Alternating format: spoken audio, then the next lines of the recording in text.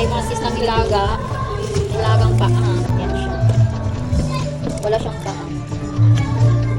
Gagamit tayo ng 3 saging sa ating nilaga.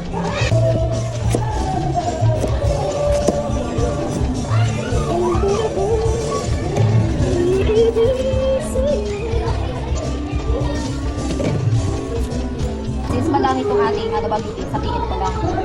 So, ano muna natin mga sis yung impurities bago siya ilaga. Ayan, ilagay na natin siya.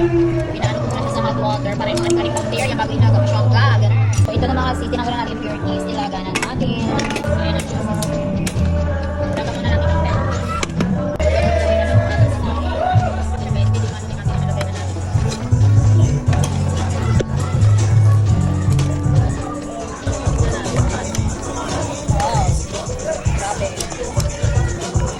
Gagamit tayo ng pechay for today's meal na. Talagay na natin.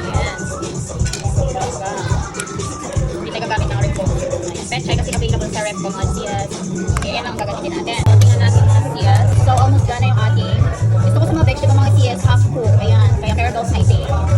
Perfect na siya. Ayan. Yung ating paa. Yummy yan. Sarap. So, let's start. Kain-kain na. Ayan siya.